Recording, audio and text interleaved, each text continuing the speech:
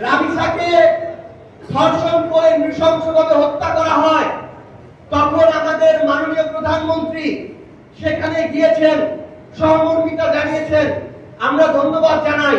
কিন্তু এই সহমর্মিতা যদি ওই একদিনের শুধুমাত্র ইস্যু ধামা চাপা দেওয়ার খেলা হয়, পরে 6 মাসেও বিচারের কোনো দিশা খুঁজে না পাওয়া যায়, তাহলে এই সহমর্মিতার কারণ আগামী বাংলাদেশের জনগণ আর মেনে নেবে না।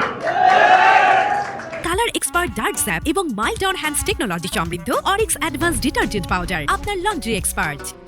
এর আগে আসিয়া হত্যাকাণ্ডে যখন সারা বাংলাদেশ তোলপাড় হয়েছিল, প্রথমে শুনলাম 30 দিনের মধ্যে রায় কার্যকর হবে, তারপরে 90 দিনের মধ্যে রায় কার্যকর হবে, এরপরে এখন পর্যন্ত 6 মাস পার হয়ে গিয়েছে, রায় কার্যকর হওয়ার কোনো খবর পাওয়া যায় নাই।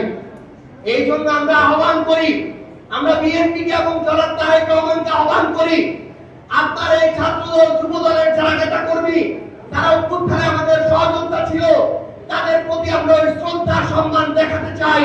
কিন্তু তারা যদি পূর্বের মতো ছাত্রলীগ যুবলীগের কায়দায় আবার সন্ত্রাসী ভাবে রাজনৈতিক আন্দোলনকে দমন করার চেষ্টা করে, তাহলে তার চেয়ে খারাপ ভাবে তাদের পতন হবে ইনশাআল্লাহ।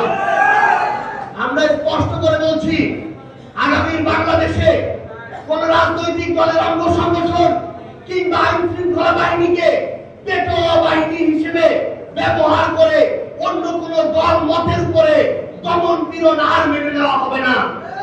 সম্মানিত সহযোদ্ধারা, আমরা একটা জিনিস আপনাদের সামনে বলতে চাই, এই অভ্যুত্থানের আকাঙ্ক্ষা যা ছিল, আমরা বাংলাদেশকে যেভাবে দেখতে চেয়েছিলাম, এখন পর্যন্ত সেটা হয়নি।